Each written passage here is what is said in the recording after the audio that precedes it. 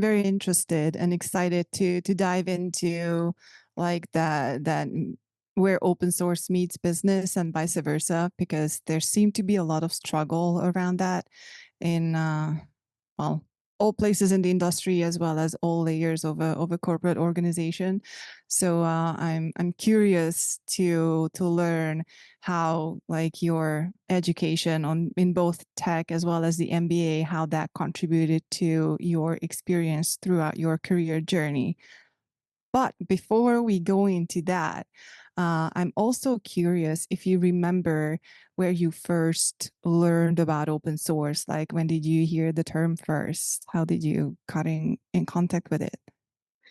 Yeah, I didn't know a lot about. I mean, I knew open source was like a term people use, but I definitely didn't know what I was talking about. And it was about 2019 for me.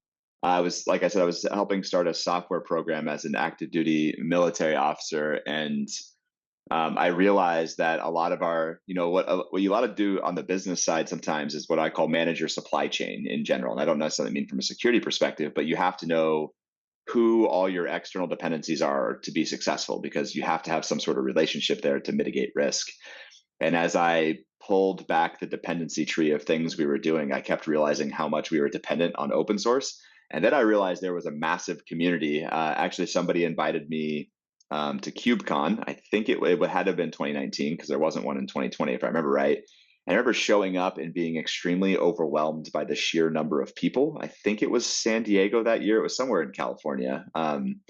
Either way, I showed up, what I'll call like bright-eyed and bushy-tailed. Like, I was like excited to just be part of it. And then I walk into like the vendor floor and there's 10,000 people there, and I was like, oh my gosh. And I'm not really an extrovert. I'm somewhere in between extroverted and introverted. So like the amount of people in one space kind of gave me a little bit of like fight or flight moment. So for me, that was kind of like my induction into it. And I, at the time, was working closely with Red Hat, who obviously has a very large presence and different relationship with the open source community. So I kind of got introduced through that vein, and then Kubernetes was talked about a lot in 2019 in the circles I was in, which I realized is probably about 5 years after the project started. But everything in that ecosystem then, like, I feel like fell into my lap. But I was in the government, who's always late to things for a lot of valid reasons, actually. So I kind of became the person in the government who was talking a lot about Kubernetes and platforms and software. And in general, there was, unfortunately, people are like, oh, that's the contractors. That's that's the people we pay's problem. We don't need to know about that. And I think that is a big, big mistake to not be software fluent in this world anymore, especially, I mean, now data fluent too with AI. So yeah, that was my introduction and baptism into all things open source. So your very first experience was Kubernetes and a large conference of KubeCon. So that's how you started to learn about this whole open source thing. Yes, yes, that is exactly how it happened. Like, beyond being overwhelmed by the sheer number of people at the conference, like, how how was this first experience for you? Not the conference itself, but diving into the land of open source, because open source and proprietary software development are two completely different things. So I'm kind of interested in your experience in terms of the learning curve, and if you got any chance with outside, well, during the conference or outside of the conference of KubeCon, to get in touch with the community, or did all that come later?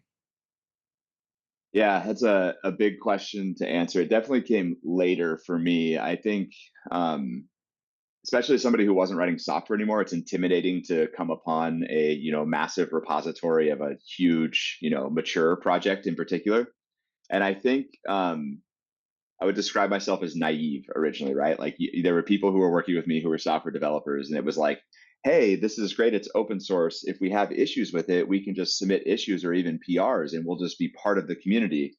What I want to say that naive is like, if people don't know who you are and the projects are huge and there's a lot of mouths to feed, so to speak, you kind of just get ignored, even if you're trying to do something well intentioned. And so I think I realized like anything else, there's this group of people that are involved, right? And like anything else in life, if you don't spend time getting to know them and building a relationship, you're still kind of, I mean, while you can see the source code and decisions being made and you can follow along, which takes some level of expertise even to do that, you don't really have any control or influence, right? You have to earn those things through hard work, and whether that be time and energy making relationships or like having your team, because I wasn't capable of contributing myself, at least not to the code base, right?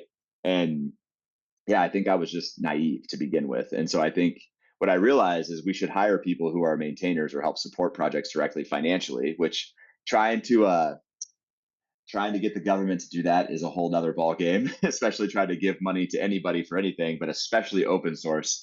Um, yeah, like I feel like you're pushing a rock up a giant boulder, or sorry, a boulder up a giant mountain at that point. And that's kind of where I was, circa 2019, then COVID in 2020. That's kind of where I was. Just to be able to connect some context, what position were you in 2019? I mean, which organization, if you can share, and like what type of position you were in? Like, what were your goals as part of your job when Kubernetes came into the picture, to understand that like business side of things a little bit? Yeah, it's a great question. So I was to use non-tech, non-jargon, hopefully from the government side of the world that's invented more acronyms than anybody. I was a government program manager, right? So at the end of the day, I was managing cost, schedule, performance of like some requirement had flowed through the Pentagon back down to the program I was at in San Antonio, Texas at the time. In particular, this was like, hey, go build like the cyber operations is what they call it, which is groups of people who monitor networks across a bunch of different defense places. They wanted one platform where they could put a bunch of their capabilities and their data so that they could kind of monitor the ongoing operations. And so I was one of the more senior program managers at this office, and my job was to help mostly figure out who to partner with, right? Like what technologies to acquire. And again, acquire in their terms is a little bit different than ours, but like, hey, who should we partner with and why? What are the capabilities? Can we actually deliver them in our context? And so it's a big ask when like you're trained to be a program manager or trained in mission effects. And like I hadn't been in software for a while. And now there's like, I always like to pull up the CNCF landscape chart to like overwhelm people. Like, hey, go build a platform. And you're like, okay, there's 8 billion tools, it feels like, on this thing in different categories. And I'm like, how do I get, especially as the government, I'm like, how do I convince vendor X to give me tool Y to work with vendor Z to build this other part?